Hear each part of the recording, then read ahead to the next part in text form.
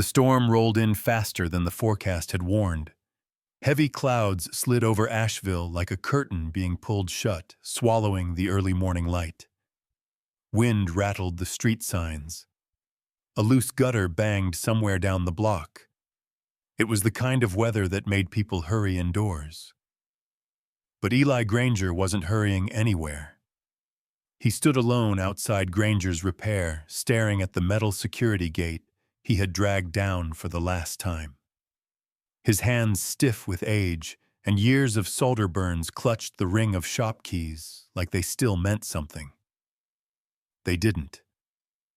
A sudden gust shoved against him, sending orange leaves skittering across the cracked sidewalk. He didn't flinch. He'd felt worse winds in his life, winds of grief, distance, and words never spoken. Inside the shop, the lights were off. The benches were empty. The air that once hummed with fans, buzzed with transformers, and smelled of oil and warm circuitry now sat dead and flat. Eli could still picture the place alive. His kids doing homework on the back table while he worked late.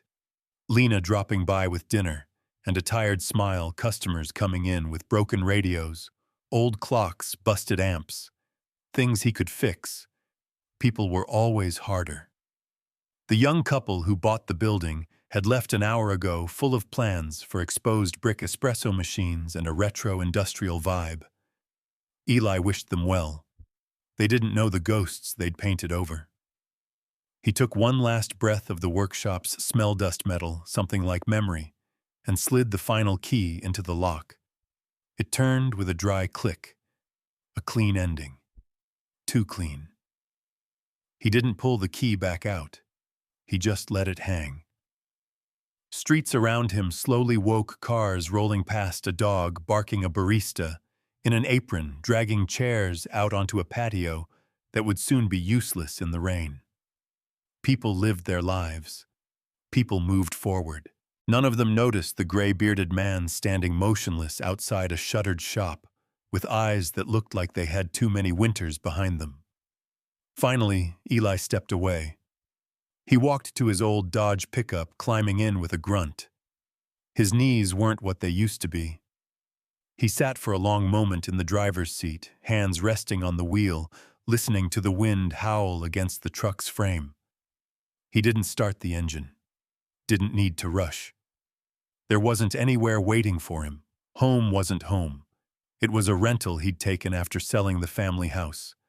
A place to sleep, not to live. The house greeted him with that familiar, numb quiet. He hung his jacket on the same bent hook, dropped his keys in the same chipped bowl, and walked into the kitchen that felt like a hotel room someone forgot to check out of. Lena's wine glass still sat in the cupboard, thin, delicate, the one she used only on special nights. She'd been gone 24 years, but he never had the heart to pack it away.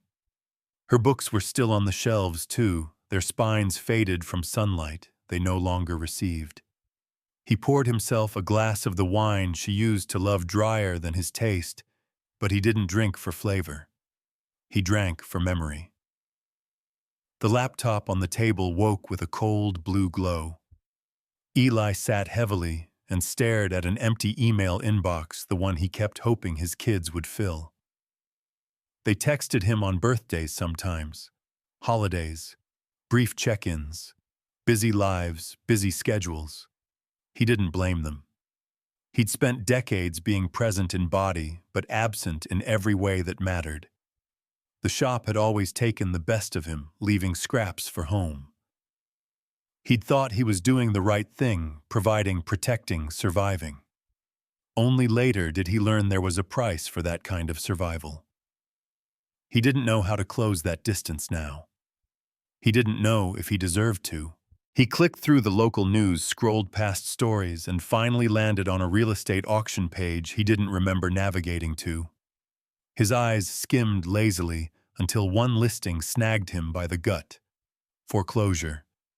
Historic Victorian estate. Blue Ridge Mountains. 3.5 acres. Outbuildings. Personal property included. No inspections. No guarantees. Minimum bid $10. $10. for a house. He clicked the pictures. The mansion looked abandoned by the world. Shingles missing porch, sagging paint peeled down to raw wood. Trees pressed close as though nature was trying to take it back. Then came the picture that made him sit up, a propeller plane. A Cessna. Just sitting in the front yard like it had crashed there decades ago and no one bothered to move it. Eli stared. Something stirred in him, curiosity mixed with something older, something that felt almost like recognition. The house was broken. The plane was broken, but not gone. And he felt something for it. The wine warmed him, loosening thoughts he usually kept locked away. Maybe the house needed him. Maybe he needed it. Something to work on. Something to fill the emptiness. Before logic could talk him out of it, he clicked place bid. The confirmation screen glowed back at him like a dare. 3 weeks later, the Dodge climbed higher into the Blue Ridge as morning fog clung to the mountains. The road wound like a spine, narrow, cracked, daring him to keep going. The deeper into the woods he drove, the quieter the world became. No traffic, no houses, no cell signal. Just trees, towering ancient, watching him. When the mailbox appeared rusted and leaning, Eli slowed. A gravel drive disappeared uphill through a tunnel of pines. He followed it, the trees swallowing his truck whole. Then the house emerged. It rose through the fog like a forgotten shipwreck lodged in earth instead of ocean. A Victorian frame, weather-beaten and wounded but still standing. Shutters hung crooked. Vines crawled up the walls like they wanted inside. The wind haunted the eaves with a low whistle. Eli stepped out of the truck. Leaves crunched underfoot. The air smelled of pine rain and something old. Then he saw it again, the plane. A 1960s Cessna 182, its paint faded to dull silver. Moss clung to the wheels. The propeller was still. But the shape, the bones, they were beautiful. A machine that once touched the sky. He walked up the porch steps, each one protesting under his weight. The lock on the front door was rusted, nearly shut. It took both hands and a muttered curse before it finally gave with a cracking snap. The smell of dust and time hit him first. Then the silence. A thick, heavy quiet like the house had been holding its breath for years. He stepped inside. A few beams of light pushed weakly through broken blinds. Furniture slept under sheets. Wallpaper peeled like shedding skin. Somewhere upstairs, something creaked. Eli didn't flinch. Instead, he whispered into the hollow dark, "All right, house. Let's see who's more broken, you or me." He didn't know it yet, but the house was listening, and it had a story waiting for him. A story buried in its walls. A story that would carry him far beyond fixing things. The front door groaned shut behind Eli like it hadn't moved in years. Dust floated in the air like lazy snowflakes, catching what little light slipped between broken blinds. The house had that deep, layered silence of a place long undisturbed, a silence that made him instinctively hold his breath. He stood in the foyer surrounded by time. The floor beneath his boots creaked, boards flexing, as if surprised to be stepped on again. The walls were tall, paneled in dark oak. A chandelier hung crooked above the crystals webbed with years of abandonment. To his right, an archway opened into what used to be a sitting room. To his left, a hallway stretched into shadow. He stepped carefully through the first doorway. The sitting room was a museum of stillness. Furniture slept under white sheets, outlined like ghosts waiting to be remembered. An upright piano leaned in the far corner, one ivory key chipped its cover still half open. On the mantel above the fireplace, a photograph in a cracked frame leaned against the wall. Eli wiped the dust with his sleeve and brought the image into focus. A man in uniform Air Force Blues stood next to a small propeller plane, smiling into the camera with the kind of calm confidence that only came from defying gravity for a living. Captain H. Merrick, the name tag read. Eli stared at the picture longer than he meant to. He didn't know the man, but there was something in his eyes. Quiet resolve, familiar weariness, a kind of loyalty that went unspoken. He moved on. Each room told part of a story, the formal dining room long table still set for a dinner that never came. The kitchen shelves still lined with canned food, long past expiration. A sunroom with shattered glass and creeping ivy curling through a broken window pane. Nature had started taking back what was hers. But it wasn't until he reached the rear of the house that the air shifted. The last door on the left hallway bore a brass plate, Study, C. H. Merrick. The lettering was formal, engraved with purpose. Eli touched the handle and paused. Something about this room felt private, sacred, like it had been waiting. The knob turned with a click. He stepped inside and stood still. The study was untouched. Dusty, yes, but untouched. Books lined 3 of the 4 walls, aviation manuals, maps, leather-bound journals, technical documents, even foreign language volumes. A globe in the corner rested at an odd angle as if someone had spun it in frustration and walked away. The curtains were drawn tight, but light still snuck in through the crack, spotlighting the room's centerpiece. A massive walnut desk. Old school, solid, dignified. There were notebooks stacked neatly in the corner. A pair of wire-rimmed glasses rested atop an opened logbook. And on the wall behind the desk, between 2 faded flags, hung a photo of the same man from the piano. Captain Merrick, but older. His eyes more tired. Mouth drawn tight. Same uniform. Same plane. Eli circled the room slowly, running his fingers along the edge of the desk. One drawer was locked. He jiggled the handle. No give. He reached into his jacket, pulled out the brass ring of keys labeled Study. Captain H. Merrick. Most were old skeleton keys, others labeled with fading ink. He tried the one marked Desk. It slid in clean, turned with a soft click. The drawer opened like a sigh. Inside a leather folder, a bundle of yellowing envelopes tied in string, and an object wrapped in cloth. Eli set them gently on the desk, untying the string from the letters first. He slid out the top envelope and read the name written in block letters, "To Annette, if I never find you." His throat tightened. He sat down in the leather chair, stiff but sturdy, and opened the letter. The handwriting was clean, deliberate. Annette. You were born March 14th, 1967, and I've thought of you every day since. I never met you. The courts made sure of that. But I named you after your mother. She had this way of lighting up a room and disappearing before you could catch her shadow. You probably inherited that. If this is reaching you, I didn't make it. But I need you to know I tried. Every year, every lead, every door, I tried.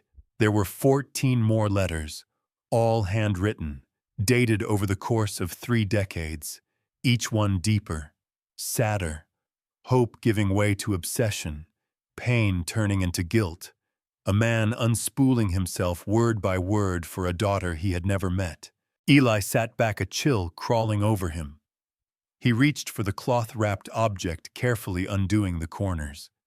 Inside was a reel-to-reel tape recorder, dusty but intact. He recognized the model immediately. RCA 77D, vintage, rare. There was a single reel already mounted, labeled in pen, Final Recording, 2018. He found the power cable coiled inside the drawer, plugged it into a wall socket, and waited. The machine hummed. Lights flickered. It worked. Eli pressed play. There was a soft hiss, then a voice. Raspy, measured. Slower than the photos. This was Howard near the end. If you're hearing this, it means I never found her. Eli froze.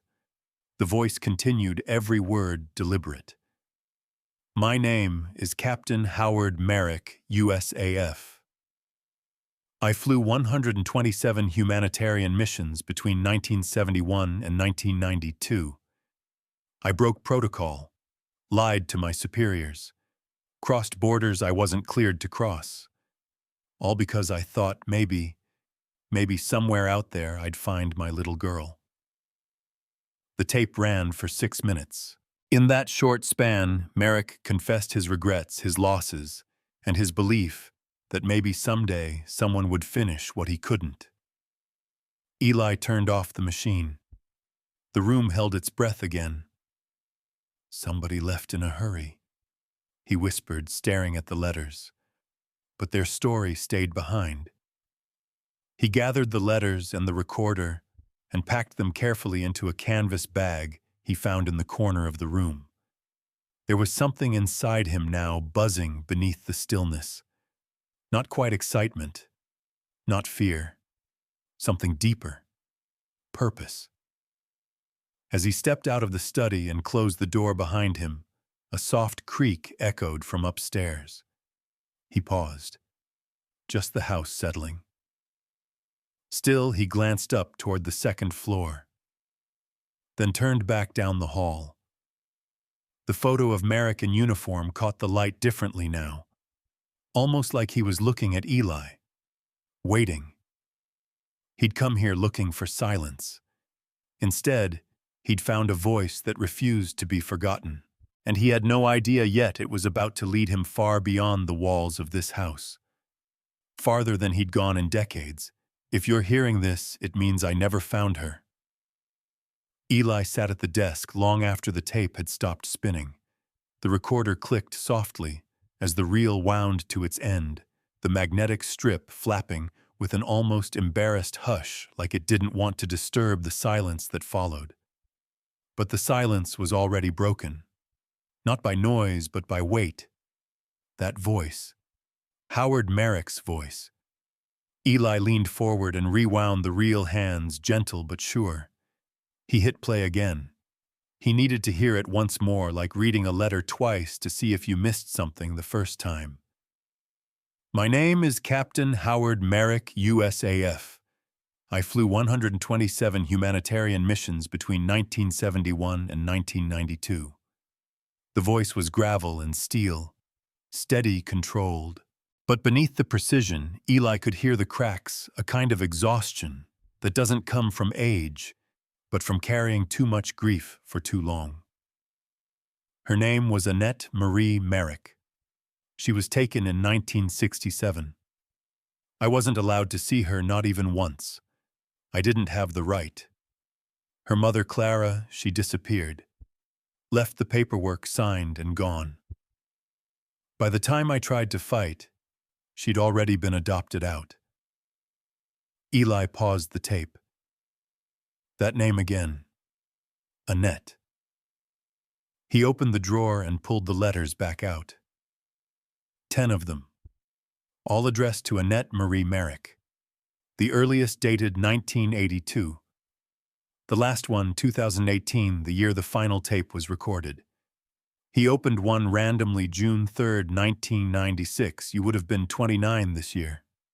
I don't know where you are. Maybe you have kids, a house. Maybe you laugh like your mother. Or maybe you don't want to be found. If that's true, I'm sorry. But I still hope. I still check every face and still ask every stranger's name. Eli folded the letter, slowly smoothing the creases with his palm. This man Howard he'd lived with, the absence like a second shadow. Not knowing. Always wondering. That kind of not knowing had its own gravity. Eli recognized it. He saw the echo of it in himself, though he'd never have admitted it out loud. He stood up and started pacing. There had to be something else. Something more. He pulled books from the shelves, searching behind them. Nothing. Rummaged through the filing cabinet, mostly flight records, technical specs, faded Polaroids of runways and crew. But tucked at the back of the lowest drawer, behind a dusty aviation almanac, he found it. A manila folder labeled Search, AM. Merrick, he laid it open on the desk. Inside were dozens of clipped newspaper ads. Seeking woman born March 1967. Name Annette adopted out of Cascade Family Services. Each one slightly reworded, but always ending with the same plea. No contact, just confirmation that you're okay. There were notes, too. Dates, agencies called, names crossed out. Even a map with red dots connecting cities up the East Coast, looping through the Midwest, down to Texas, out to California. Where hadn't he searched? Eli flipped through it all, overwhelmed by the sheer persistence. Howard had chased a ghost for over 30 years. Quietly, privately, without even knowing if the ghost wanted to be found. Eli turned back to the tape recorder. He pressed play again. I spent my life flying into war zones to rescue strangers. I could carry screaming kids out of burning villages. I could land in jungle clearings on 10 feet of dirt.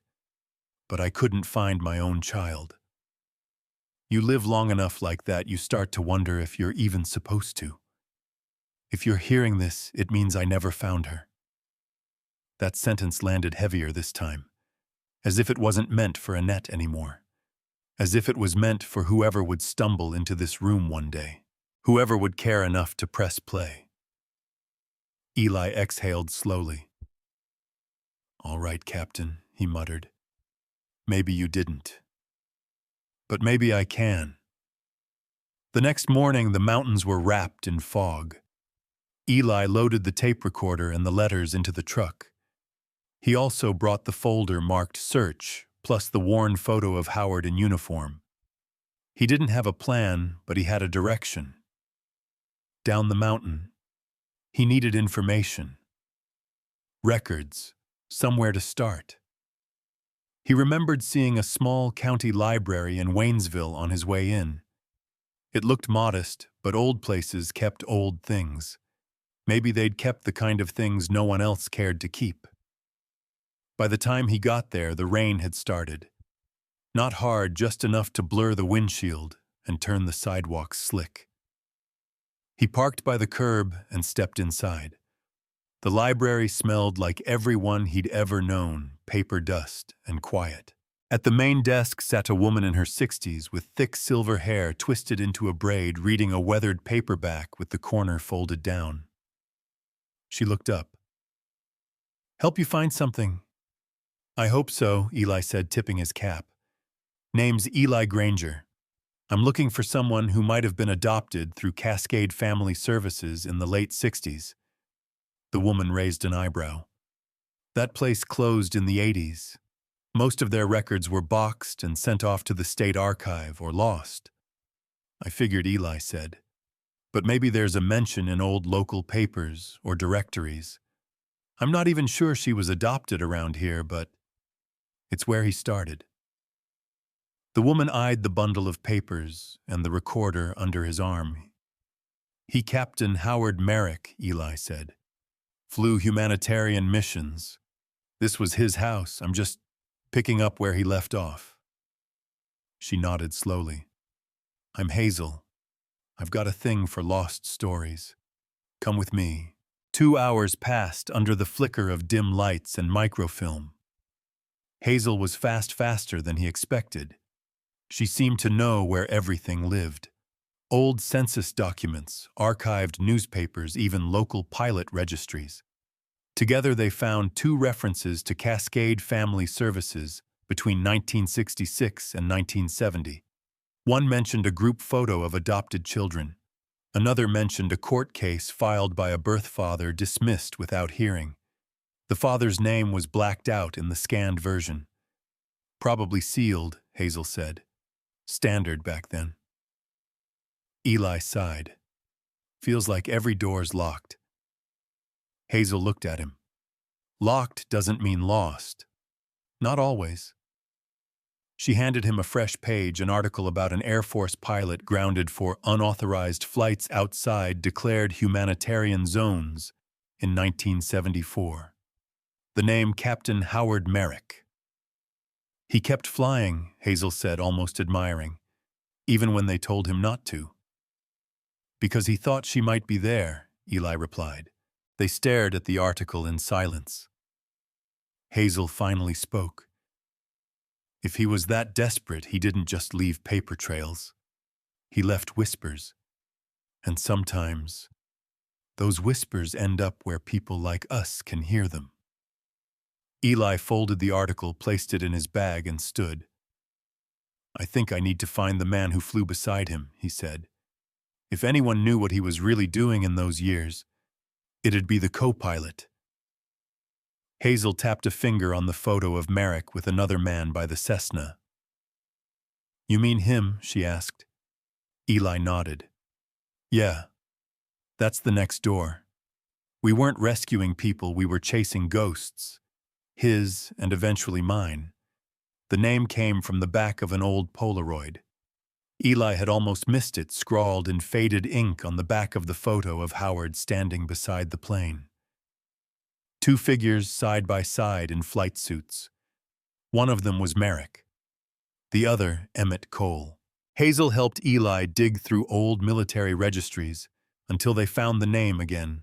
Captain Emmett Cole, co-pilot for several USAF humanitarian operations in Central America from 72 to 75. After that, his record thinned out. A disciplinary transfer, early retirement, then nothing. Eli drove 6 hours south to a small town outside Birmingham, Alabama. It wasn't much more than a strip of old gas stations and a shuttered grocery store, but tucked at the edge of town was a rust-colored trailer home with a Cessna tail rudder sticking out of the backyard garden like a tombstone. He knew he was in the right place. The man who answered the door was as weathered as the fuselage out back. Emmett Cole had a stooped frame and a prosthetic hand he didn't bother to hide. His beard was white wild and unkempt, like he'd stopped checking mirrors decades ago. He squinted hard at Eli. You a taxman? No, Eli said. Just someone chasing a question. I'm too old for questions, Emmett muttered. Eli didn't leave. He just reached into his coat pocket and held up the photo. I think you were the last person flying with Howard Merrick before he stopped. Something changed behind Emmett's eyes. Not recognition, reluctance. He stepped aside.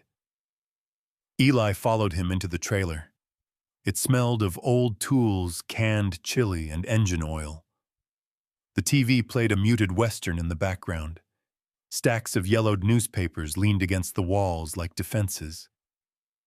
Don't get many visitors, Emmett said, easing into a creaky recliner. Don't want any either. Eli sat across from him, waited. After a long silence, Emmett finally looked up. You said Merrick, huh? Been a long damn time since I heard that name. Thought maybe the man finally got tired of trying. Eli placed the tape recorder on the table. He never stopped. Emmett blinked at it. Is that his voice on there? Eli nodded. I bought his house, found the recordings, letters, search maps. He was still looking for her. The old pilot sighed and rubbed the back of his neck. Then I guess he never forgave himself. Eli leaned forward. For what Emmett's eyes didn't leave the floor. For letting the war change what kind of man he was. They sat in silence for a while. Rain tapped against the tin roof, steady and soft. Emmett eventually pushed himself up and walked to a small cabinet.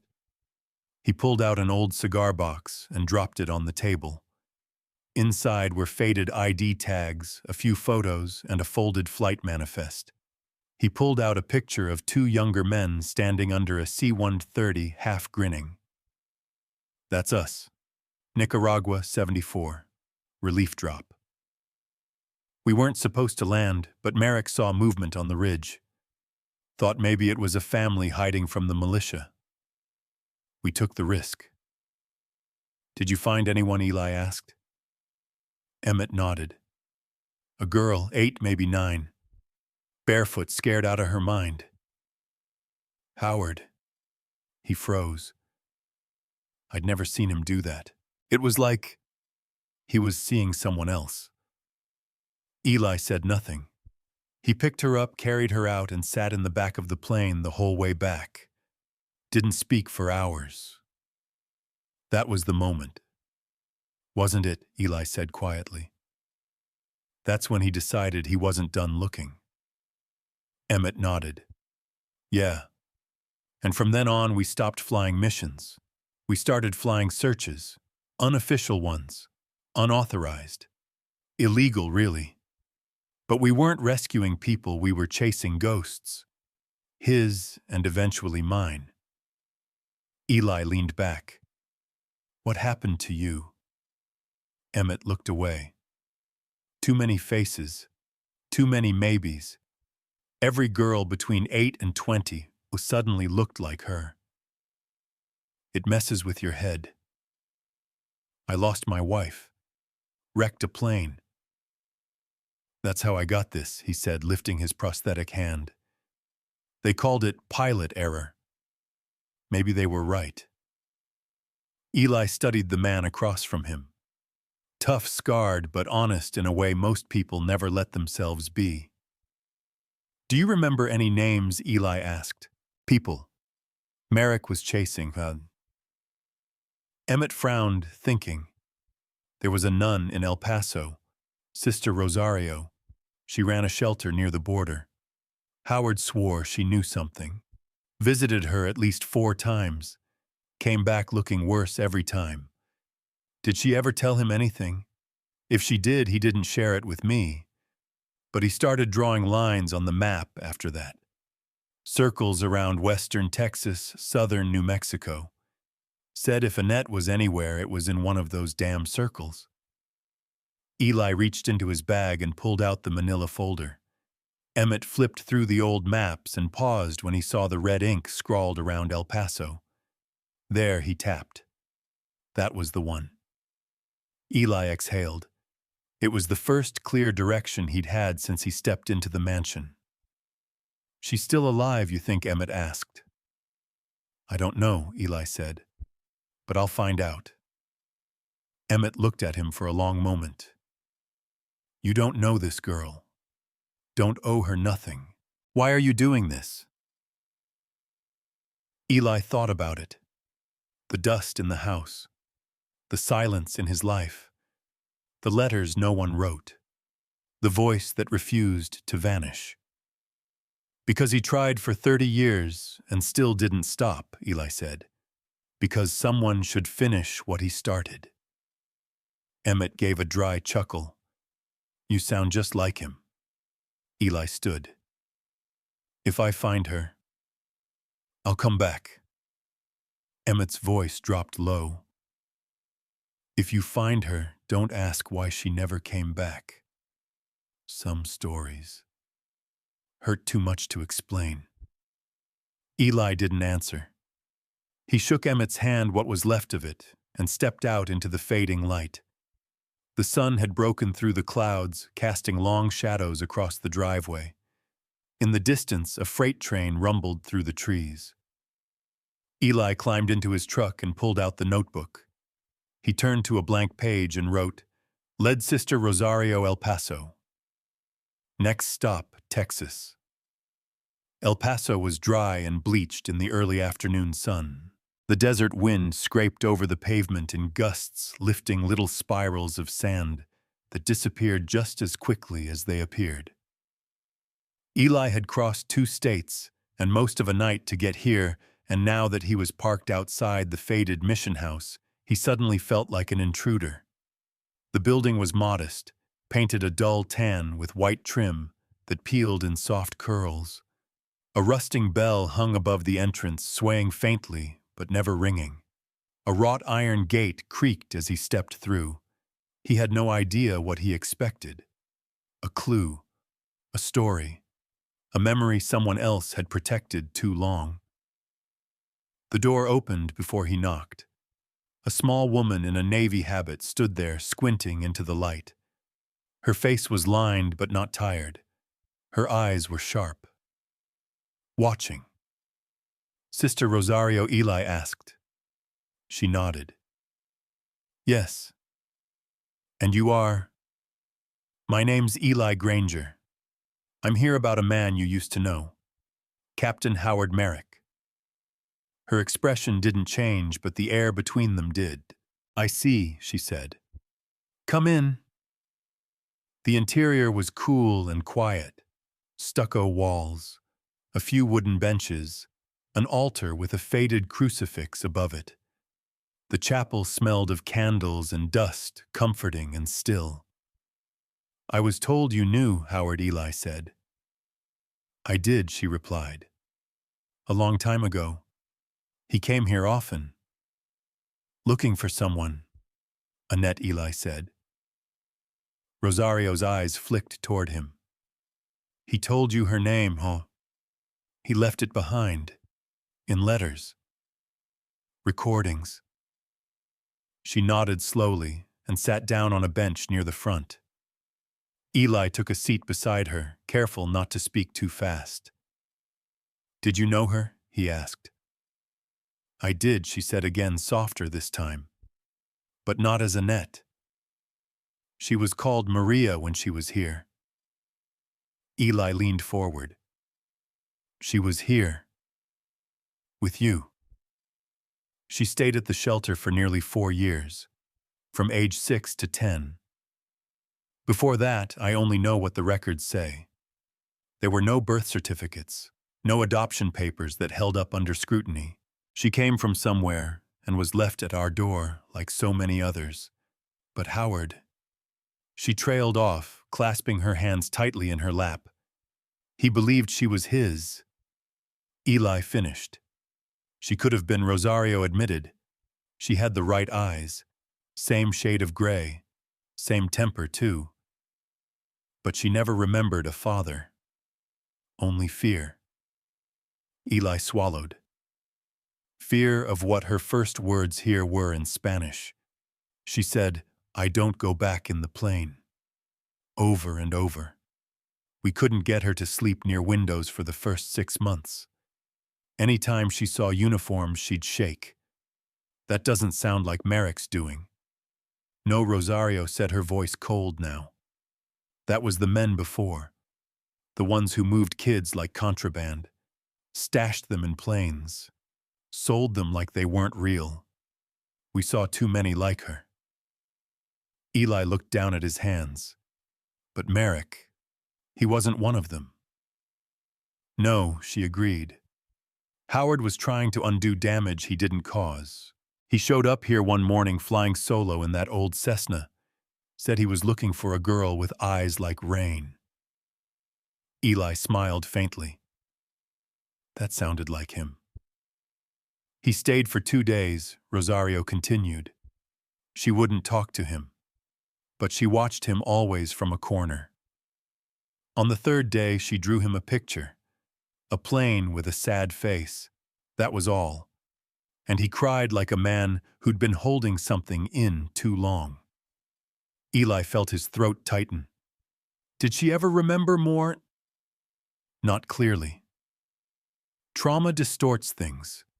But she grew, learned English, laughed. We found her a foster home in Las Cruces with a woman named Delaney. Kind soul, never asked questions. Maria took the name Hope. That's what Delaney gave her. Hope Merrick Numb. Just Hope. Delaney didn't know about Howard. And Howard, he never pushed. He came back once more, sat across the street, watched her play in the yard. Then he left. Why Rosario finally turned to him, her voice steady but sad, because she was smiling. Because she finally looked like a child, not a wound. Eli's voice was barely a whisper. And he never came back. No, she said. He wrote. I kept every letter, never gave them to her. I didn't know if it was mercy or cruelty, maybe both. She rose and disappeared behind the chapel's side door. When she returned, she held a shoebox filled with folded envelopes, each one addressed in the same precise hand. I couldn't throw them away, she said, even when I thought I should. Eli opened one. I saw her today. She laughed. I didn't recognize the sound. That made it better. That made it worse. Another read, if she ever asks who I was, just tell her I was a man who would have crossed the world for her. And did. Eli looked up. She's still in New Mexico. Last I heard, yes, Rosario said. She's a nurse now. Married. Keeps her head down. He nodded, closing the box gently. I need to talk to her. She may not want to be found. I won't force it. Rosario placed a hand on his arm. Understand something, Mr. Granger. Sometimes mercy looks like silence, and sometimes it looks like a lie. Howard chose silence. Are you sure you want to break that? Eli took a long breath. I think she deserves to know someone never stopped loving her, even if it hurts. Rosario watched him for a moment, then nodded. She gave him an address, a town near Santa Fe. No phone number. Just a house with blue shutters and a garden out front. As Eli stood to leave, Rosario spoke one last time. Be kind, Mr. Granger. She survived being forgotten. Don't make her regret being remembered. The sun was sinking by the time Eli hit the highway. He had the box of letters in the passenger seat, and a new name to follow. Not Annette. Not Maria Hope. It felt like a promise. Or maybe a warning.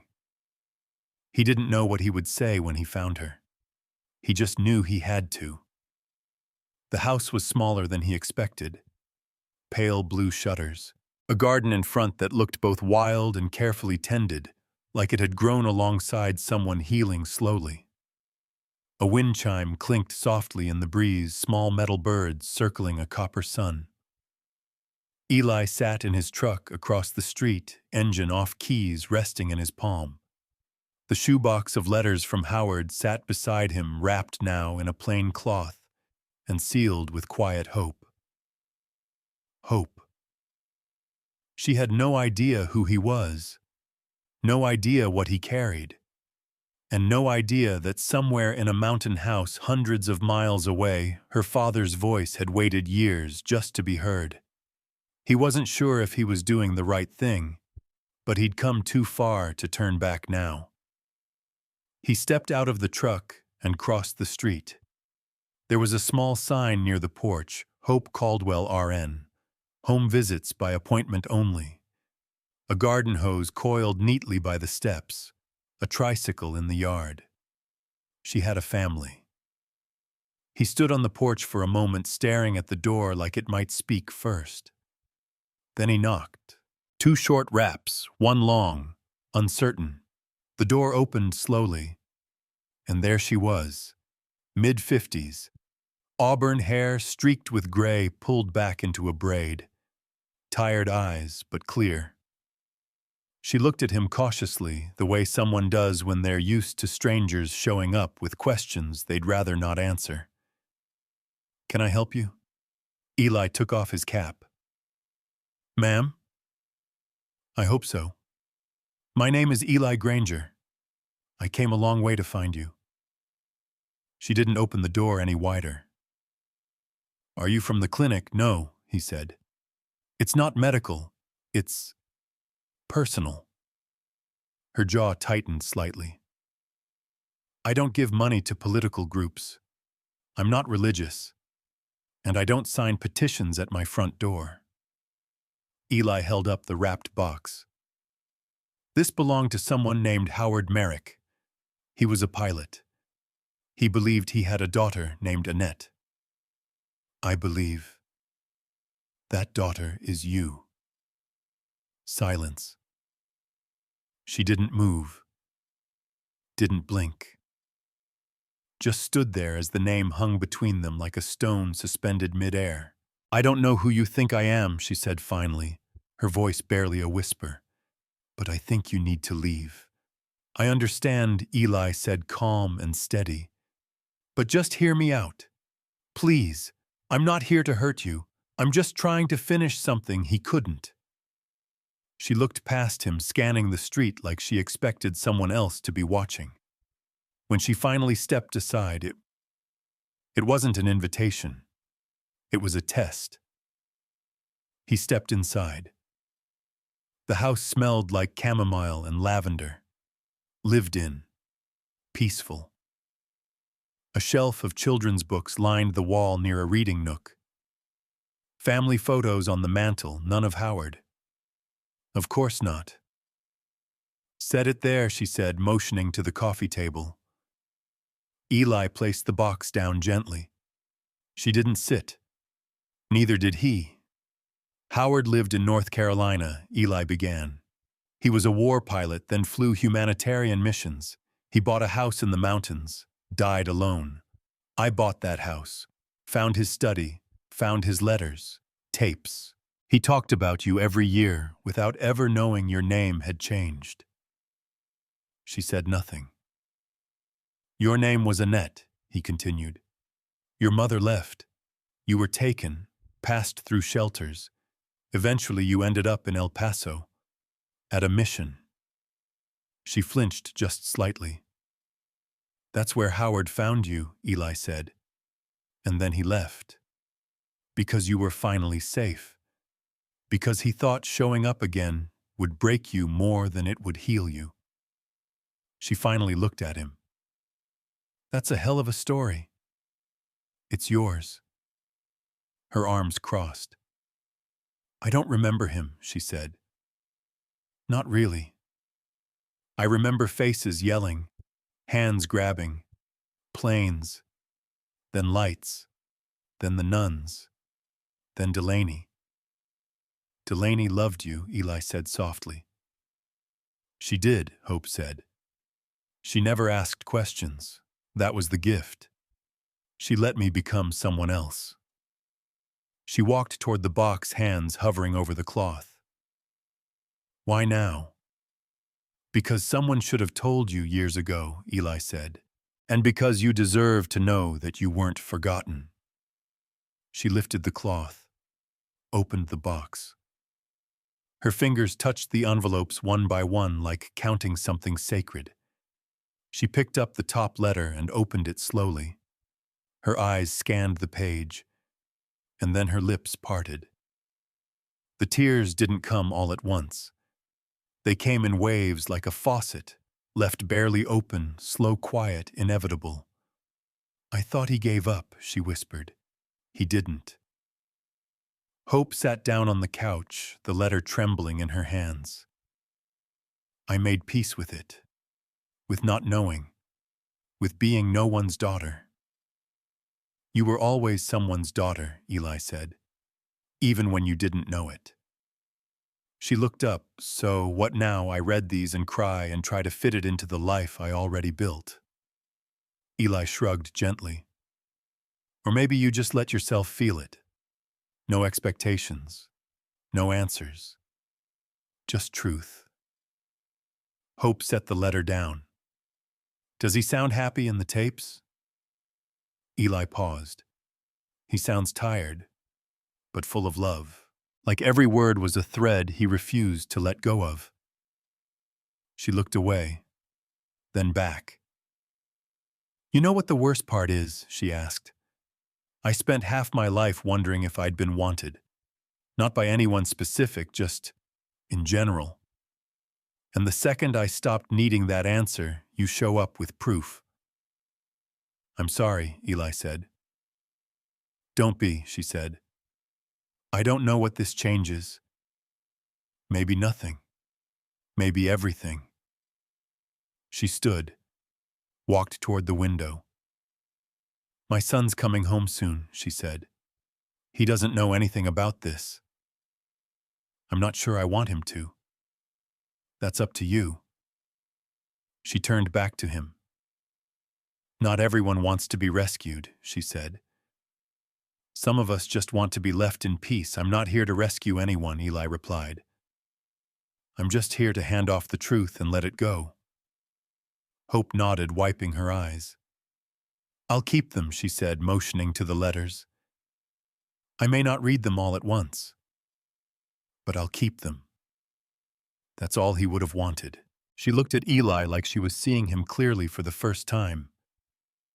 You did something kind, she said, even if it hurt.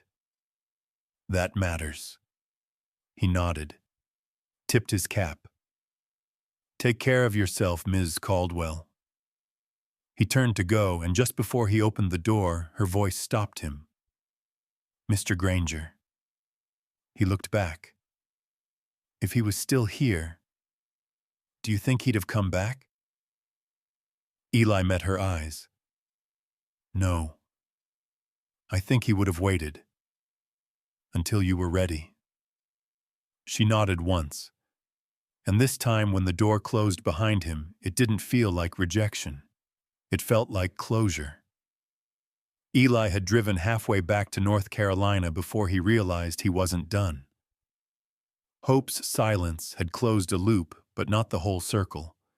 There was something still rattling in his chest. Something the letters and voice recordings hadn't quieted. Howard had chased a ghost, yes, but Eli had walked through the same corridors, seen the same marks on the walls, and felt something bigger breathing underneath it all. The mansion still had things it hadn't said. So he turned the truck around. He didn't tell Hazel. Didn't call Emmett. Didn't stop for more than gas and a stale sandwich.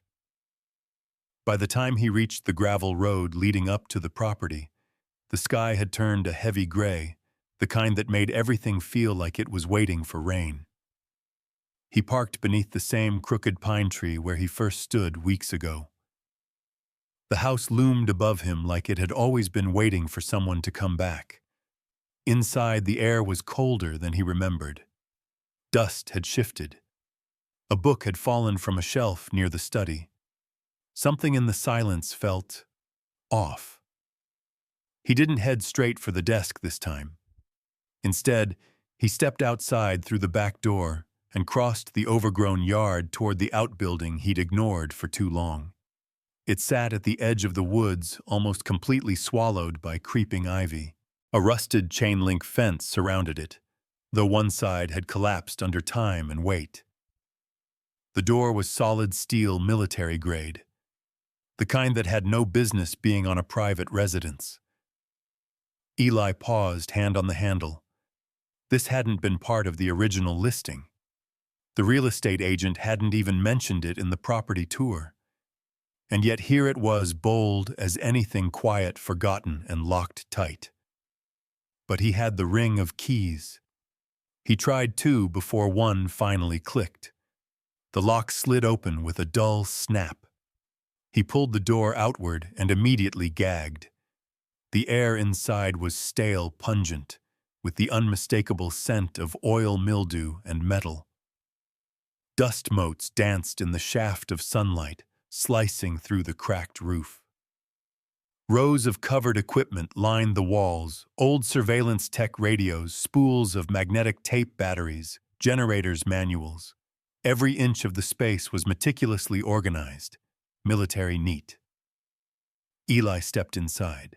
The concrete floor was stained in strange circular patterns, some old, some fresher. He knelt, touched one. Greasy, still slightly tacky. He moved deeper into the room and found a wall of filing cabinets, all locked. Next to them, cot-thin mattress, military blanket. Recent. That's when he saw the mug on the small table. Not dusty. Half a coffee ring. Someone had been here. Recently. He walked back to the door and examined the bolt. Clean scrape marks. The lock had been used, within days. He stepped outside again and scanned the tree line. No movement, no sound, just the wind stirring the trees. And yet the hair on the back of his neck refused to settle. Back inside the house, Eli went to the kitchen, dug through the drawers until he found a small flashlight, and returned to the outbuilding. This time he opened the filing cabinets. Inside records. Not Howard's flight logs. These were deeper. Intelligence documents. Redacted pages.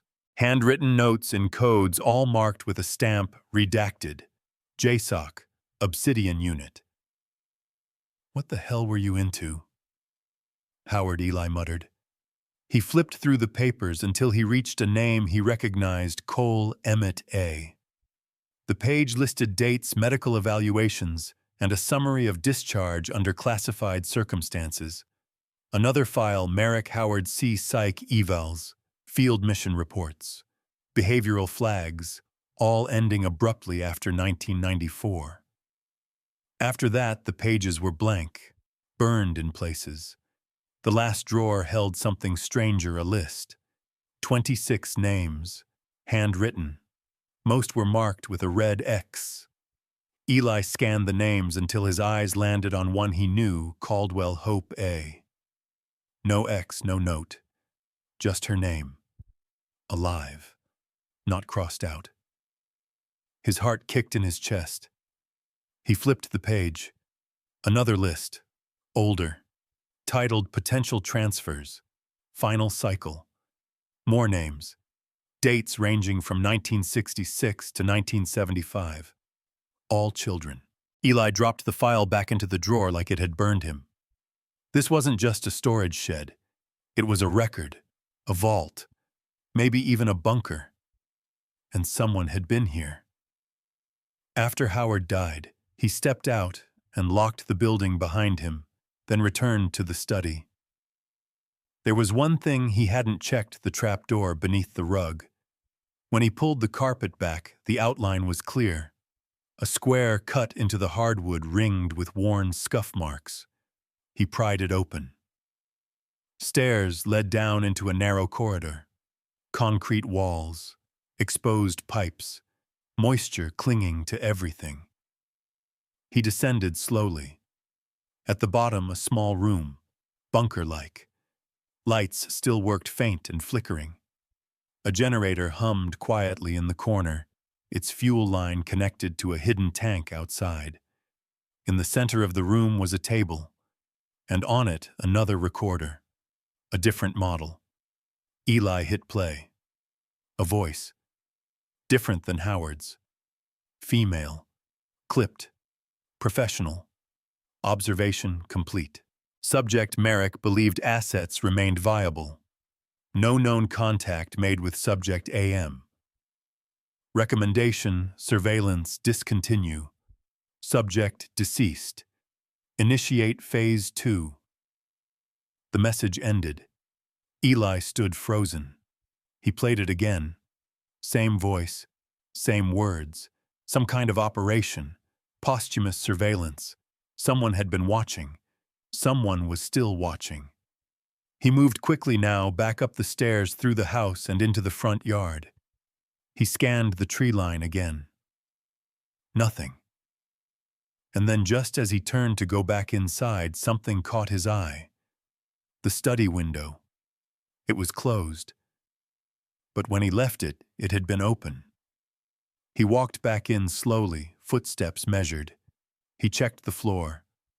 A small set of muddy prints led from the window to the bookshelf, then disappeared. Too small to be his, too fresh to be old. Whoever had been here wasn't Howard, and they weren't finished. Eli locked the door behind him, then whispered the words that had been waiting since he opened that steel door. Dead men don't lock doors behind them. Eli didn't sleep that night. He sat in the study with the curtains drawn and a fire low in the hearth, even though the house wasn't cold. The silence had changed. Before it was the kind that came with age, settled, expectant. Now it was tight, watched. The air felt like it was holding its breath. On the table were three things: the list of names from the outbuilding, the tape with the anonymous female voice, and the photo of Merrick and Cole standing beside the Cessna, smiling, young, and completely unaware of the ghosts they were leaving behind. Eli stared at the name on the list again, Caldwell Hope A. No crossout, no notation, nothing to explain why she was there or why someone had gone through the trouble to monitor Howard after his death. What the hell was Phase 2? He picked up the recorder and played the message again, listening closer. The voice was smooth, government smooth, the kind of tone trained to deliver bad news without tremor. Subject deceased. Initiate Phase 2. A chill climbed his back. It wasn't over. Someone somewhere had decided Howard Merrick was just the first step in a longer story. And if Hope was on their list, she wasn't safe. Eli had no clearance, no formal tools. But he had one thing: Emmett Cole. He packed the files into a bag, left the lights off behind him, and drove through the dawn straight to Alabama. Cole opened the door without a word, just stared at Eli like he'd expected him. "You came back," he muttered. "I found something," Eli said. "Something you need to see." They sat at the same kitchen table as before. Eli laid out the documents, redacted files, code names, intel logs. Emmett didn't touch them at first, just stared. Then he pointed to the JSOC stamp. "I know that mark," he said. "I saw it once on a folder Merrick brought to a meet in Honduras. Said it was above my pay grade. Told me not to ask." Eli leaned in. "Ever heard of something called the Obsidian Unit?" Emmett flinched slightly, then nodded. "Black budget operation. They weren't supposed to exist. Rumor was they handled ops too dirty for even the alphabet agencies. Deep relocations, war repatriations, asset resets." People. Emmett's jaw tightened. Kids. Eli sat back, the weight of it pressing on his chest. "So Merrick wasn't just flying rice and penicillin," he said. "He was part of that." "Maybe not at first," Emmett said. "But toward the end, something changed. He got real quiet, real careful. He started asking questions, wanted names, histories, shipping logs, like a man trying to unwind the knot, or a man realizing he helped tie it." Eli pulled out the list of 26 names. "You recognize any of these?" Emmett scanned the list slowly. He paused at one. Duarte Layla M. She was one of the kids from a site in Guatemala. I remember her burn mark on her shoulder, spoke 3 languages. Merrick got her out. We thought she went to a foster system in Arizona. But I heard later, she vanished. No paper trail. Another mark. Another ghost. Eli flipped the page to the second list: potential transfers. Final cycle. "I think Merrick figured it out too late," Eli said. "I think he realized he'd been flying more than aid. That some of those missions weren't rescues, they were cover." Emmett nodded. "And when he tried to expose it, they buried him in paperwork and silence." "Or worse," Eli said. He hesitated, then pulled the final piece from his bag, the list with Hope's name. Emmett's eyes darkened. "She's on it," Eli nodded. "I found her. Told her the truth. She doesn't want to be found again. But if someone is still tracking this, if someone's still watching..." Emmett slammed his hand on the table. "They won't touch her. I don't care who's funding what. You hear me?" Eli let the moment settle. "Then help me find out who's behind it." Emmett leaned back, rubbing his temples. There was a man. Military contractor turned intelligence liaison. Name was Kenley Cross. He worked with Merrick in '89. Disappeared after a Senate hearing in '93. If anyone knew the whole picture, it was him. Where is he now, last I heard, off-grid, somewhere in Kentucky. Has a bunker, 3 dogs, and enough firepower to take down a convoy. Eli almost smiled. Sounds like our kind of guy. Emmett narrowed his eyes. This isn't some road trip Granger. These people don't play fair. They don't scare. And they don't let loose ends walk. Eli pulled the recorder from his coat and pressed play again. The woman's voice filled the silence. Surveillance discontinued. Subject deceased. Initiate Phase 2.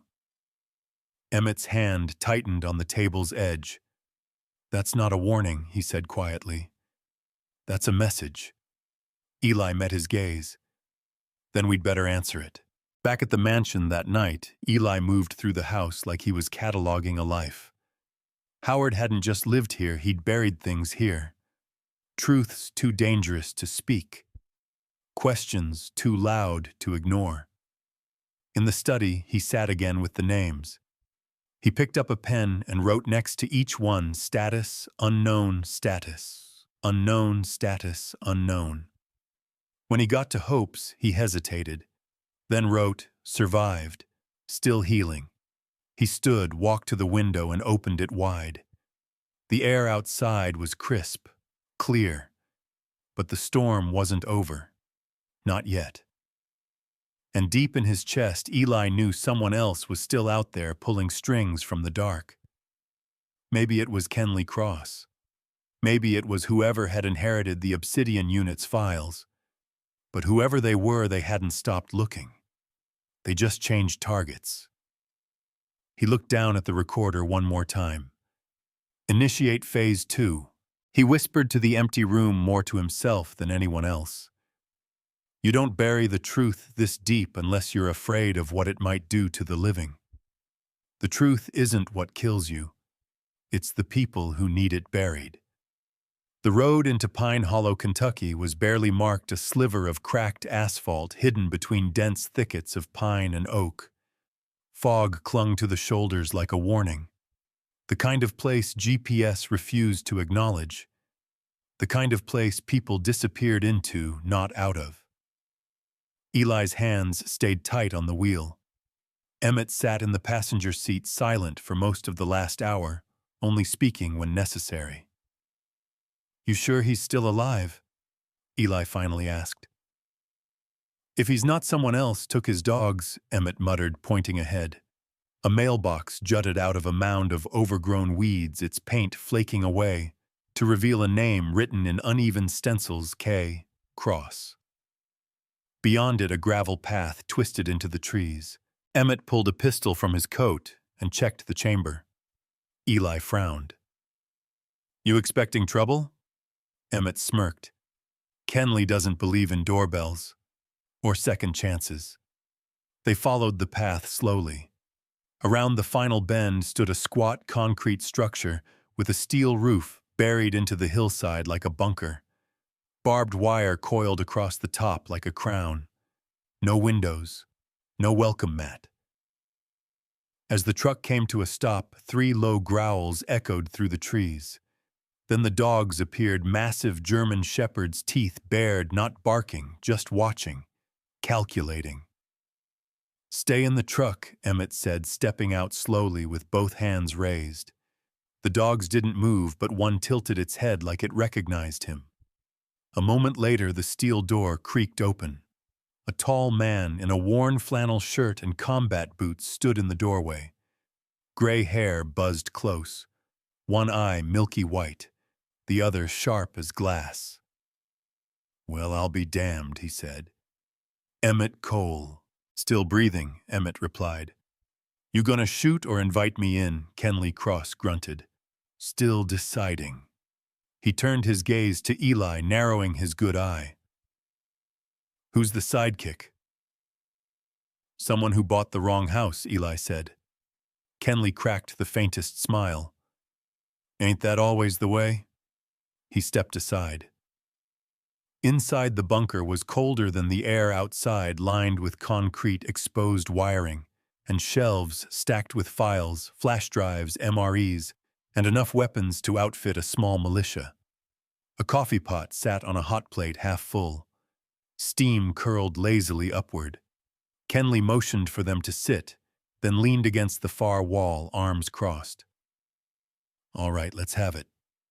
What the hell dragged you two out of the graveyard?" Emmett reached into his coat and slid the file folder across the table. Redacted JSOC documents, intelligence briefings, the name Obsidian Unit marked in faint type. Kenley didn't flinch. "Jesus," he muttered. "I thought they burned these." "Not all of them," Eli said. "Howard Merrick kept records. So did someone else after he died." Kenley leafed through the pages slowly. When he reached the list of children, he stopped. "I signed off on this," he whispered. 30 years ago. We were told they were orphans, that they'd be relocated to avoid militia abduction. But halfway through, something changed. The paperwork stopped matching the manifests. Kids disappeared mid-transfer. It wasn't protection anymore, it was control. "You knew?" Eli asked, voice sharp. "I suspected," Kenley said. "And I asked questions. Got reassigned. Twice. Eventually, they stopped giving me answers and started giving me warnings. Warnings like what Kenley looked directly at Eli. Like Merrick disappearing. Like people close to him catching accidents. I learned to shut up." Emmett leaned forward. "We think the program still exists. Or something like it. Someone accessed Merrick's outbuilding. They're watching survivors." Kenley's expression darkened. "Then someone dug up the Obsidian Protocol. That was supposed to be mothballed in '96. "It wasn't," Eli said. "And there's one more thing," Hope Caldwell. "She's on their last known list." Kenley sucked in a breath. "She survived." "She did. And she's finally okay. But if they're still tracking her..." Kenley stood and walked to a locked cabinet, opened it, pulled out a thick hard drive encased in rubber. He slammed it on the table. "That's everything I stole when I ran. Backups, communications, even names."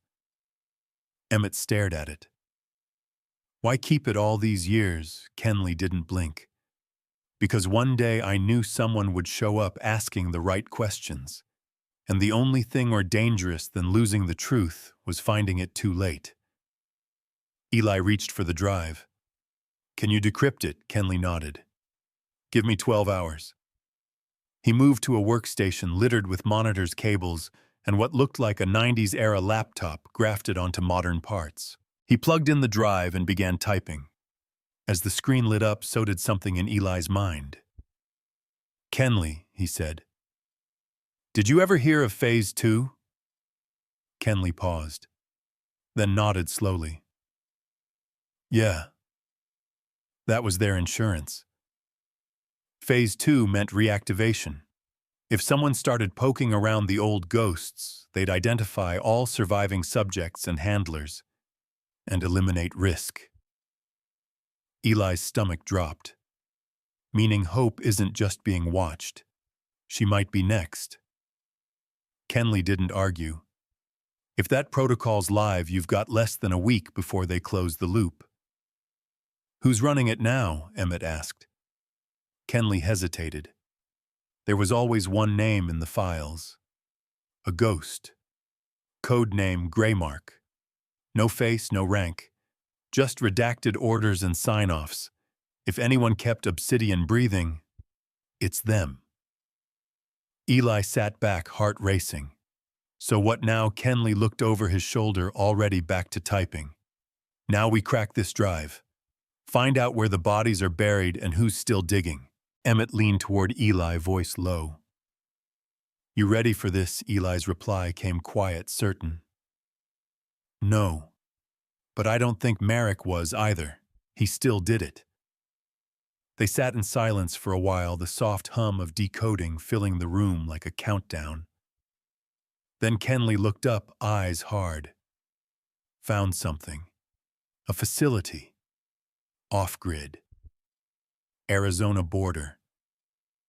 Last ping was 3 months ago. Guess what it's labeled, what Eli asked. Kenley tapped the screen. Phase 2. Live. Emmett let out a slow breath. Well, hell. Kenley turned back to the keyboard. Hope's name's tagged to it, along with 3 others. That site's active. Eli stood. Then we're going. You sure? Kenley asked. Eli looked at him dead on. The truth isn't what kills you. It's the people who need it buried. Every secret has a vault. Every vault has a key. Sometimes the key is a person. The desert near the Arizona border didn't look like much, just a cracked stretch of earth, scattered with scrub brush and jagged rocks. But under the right coordinates, it hid something much older, colder, and darker than sand. Eli stood next to the SUV, the wind biting at his jacket. Emmett was on overwatch with binoculars scanning the perimeter. Kenley tapped the GPS one last time, confirming the location. A half-buried bunker door lay flat against the desert floor, nearly indistinguishable from the surrounding rock. The entrance was covered in sand, worn with age, but the latch was clean. New. This is it, Kenley muttered. Off-book black site. No ID, no digital footprint. We called it Vault Echo. Echo, Eli asked. Kenley nodded. Because it wasn't supposed to exist. Everything here was a ghost of something louder: missions, people, operations. All echoes of truth. He bent down, slid a magnetic card across a hidden panel, and the latch clicked. The door groaned as it lifted open, revealing a staircase of rusted steel descending into darkness. Eli gripped the strap of his duffel bag, checking the Glock inside. He wasn't a soldier, but he'd come this far. He wasn't leaving without answers. The 3 of them descended into the bunker. The air inside was still and dry, too dry. The filtration system hummed faintly in the background, working active, which meant someone had been keeping this place alive. The hallway was narrow, the walls lined with reinforced steel and flickering fluorescence. The first room they passed had cots old but made up, blankets folded military style. Someone had been sleeping here. Kenley led the way, stopping at a locked door with a keypad. This wasn't here in the 90s, he said. Whatever they built behind this came later. Eli glanced at Emmett. You brought the punch right. Emmett smiled grimly and pulled a small breaching charge from his pack. Step back. The blast was quick, contained. The door gave way with a screech of metal and a burst of smoke. Inside, everything changed. Rows of monitors glowed against the darkness. A surveillance hub live feeds from traffic cameras, hospitals, even schools. Names flickered across screens, faces, birth dates. Hope's face appeared on one screen at her house watering the garden. Eli's blood went cold. She's being watched, he said. Kenley stepped in, scanning the controls. Not just watched, tagged, geo-fenced. What does that mean? It means if she moves more than 20 miles from her home, someone gets an alert. She's on a kill grid. Eli gritted his teeth. Shut it down. Kenley began typing furiously, overriding protocols, rerouting logs, deleting cached files. The system fought back with warnings, unauthorized access, but he kept pushing. Finally, the screen blinked, feed terminated. Hope's face disappeared. Eli exhaled like he'd been underwater. They moved deeper into the facility, past records rooms, empty labs, server bays blinking with dormant power. Then they found it. A door labeled Archive 6, cold storage. Kenley hesitated. This wasn't here before. Inside, the temperature dropped sharply. The room was dark except for the blue glow of cryo units lined along the far wall. Eli's steps slowed. Each unit had a label, not numbers. Names. Duarte Layla M. Tran Michael J. Caldwell, Hope A. Unactive. Eli stepped closer, heart pounding. The units were empty save for one. The last pod flickered with a green light. Active. Inside, a figure slept. A woman, mid-40s, hooked to a breathing mask, tubes running from her arms to the console. Emmett approached slowly. She's not dead. She's preserved. Who is she? Eli whispered. Kenley stepped forward, jaw tight. Name's Serena Maddox. She was the original field agent for Phase 1. She ran relocation logistics. Merrick reported to her. Why's she here? Kenley didn't answer. He moved to the control panel, began running diagnostics. She's been under since 2010, he said. Induced stasis. Last command uploaded. Says asset compromised. Preserve for future intel retrieval. She knew something, Eli muttered.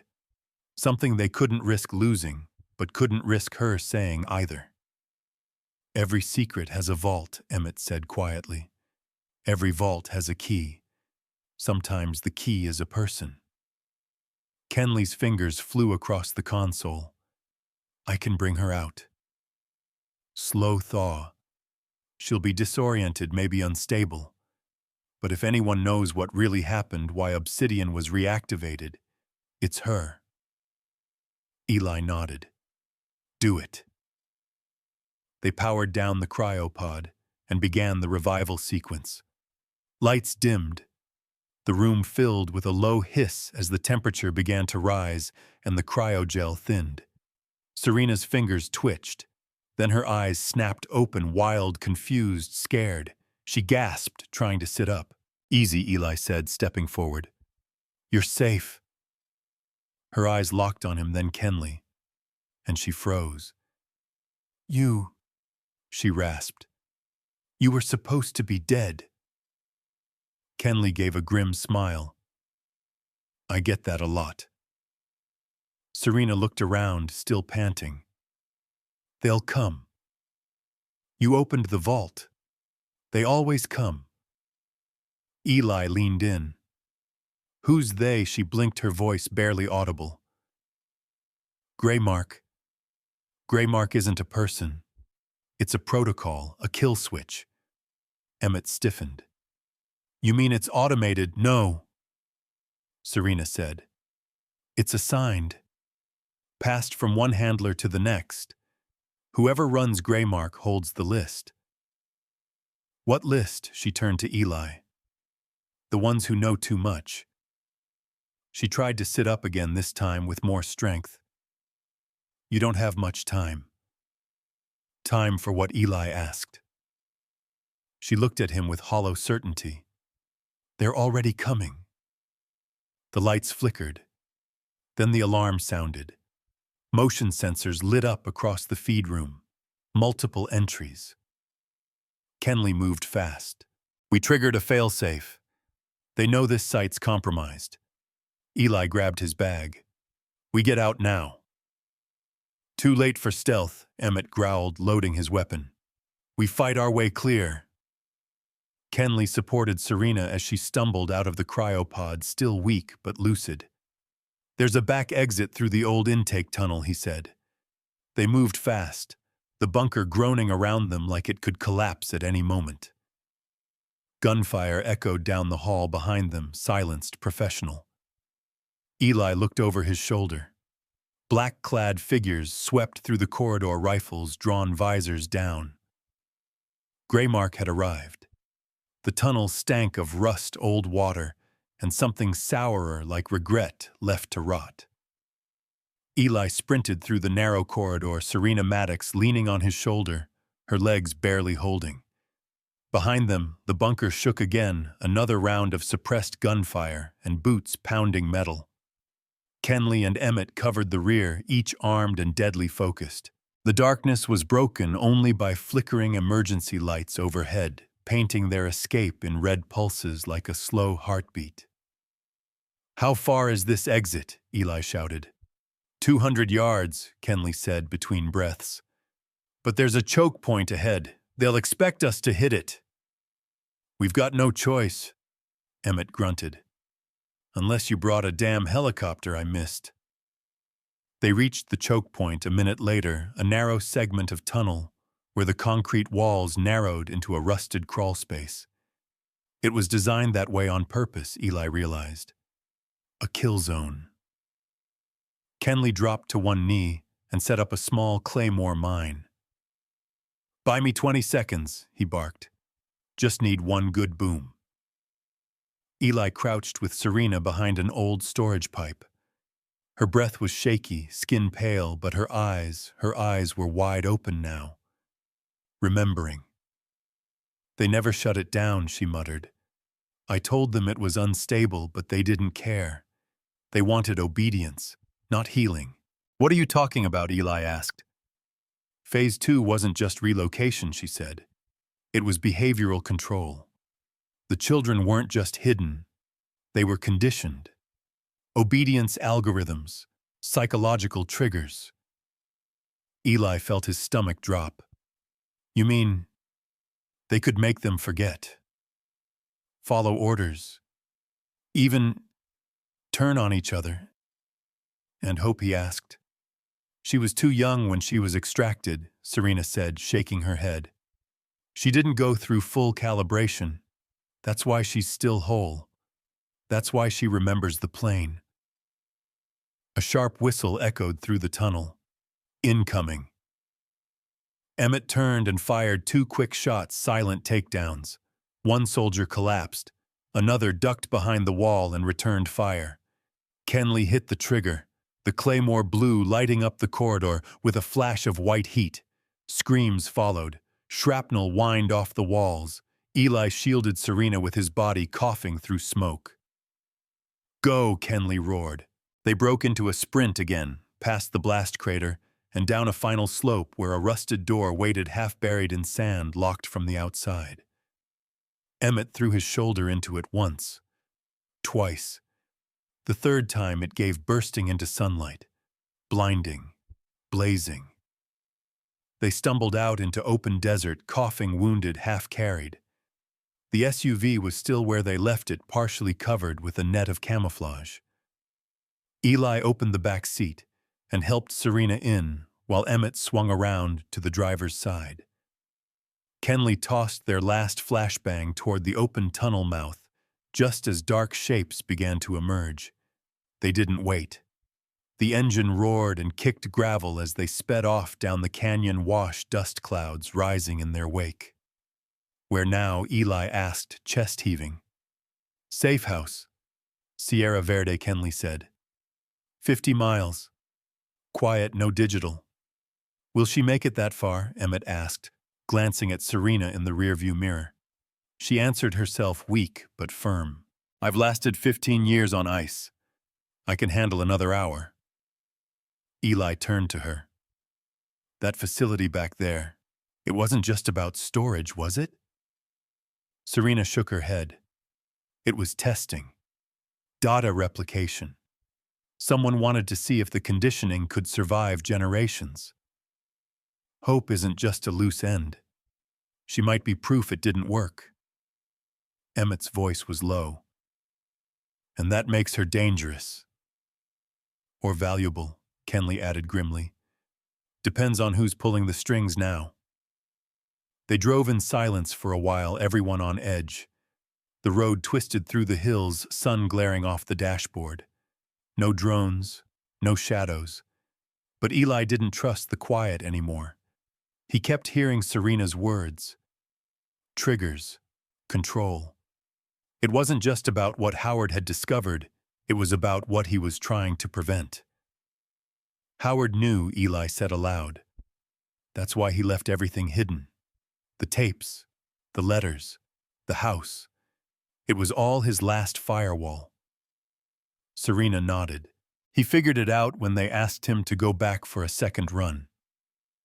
That's when he started copying files, encrypting logs. You were never supposed to inherit that place. I didn't inherit it, Eli said quietly. I bought it. $10 and a key from a man who said it was haunted.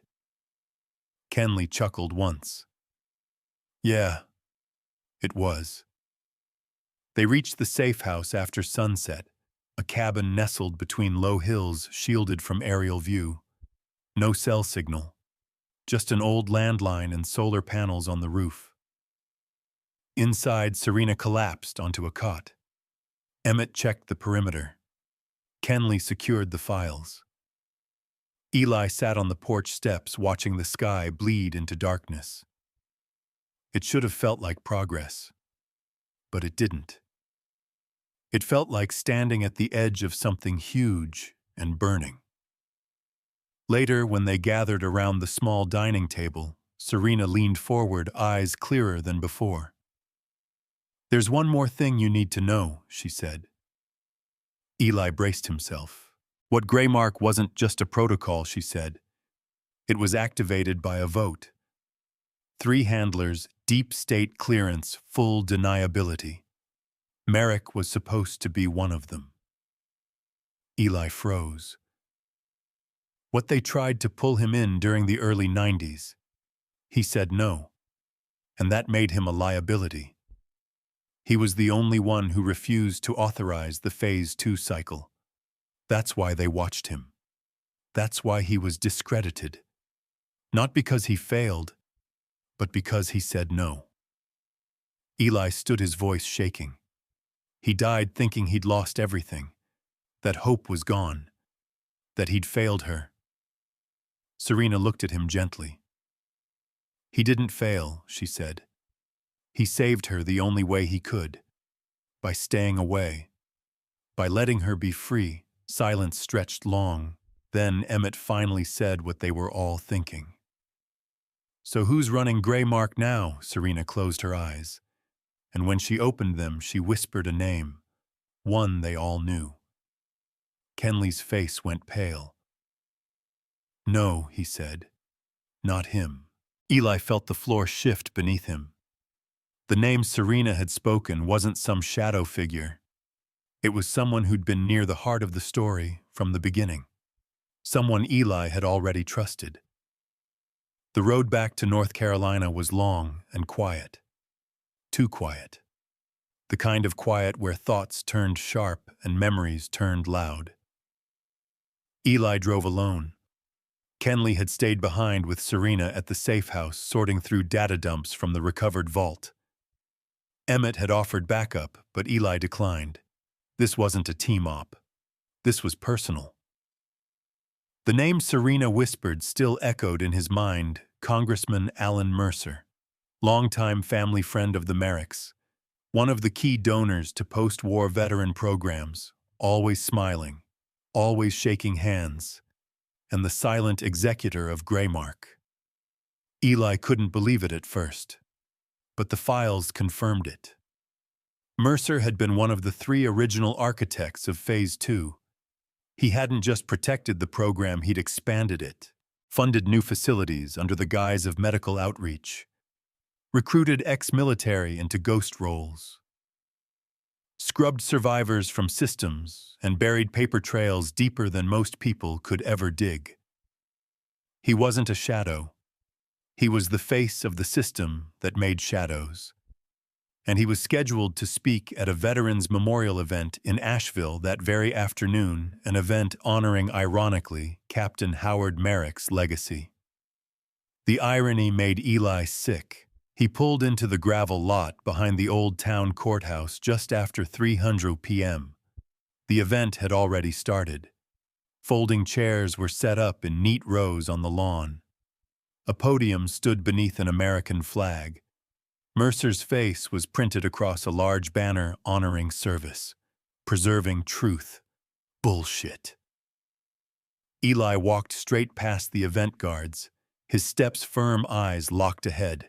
He wasn't here to shout. He wasn't here to make a scene. He was here to end something. As Mercer stepped up to the podium, applause rippled through the crowd. He wore a navy suit, silver hair neatly parted, smile tight and controlled.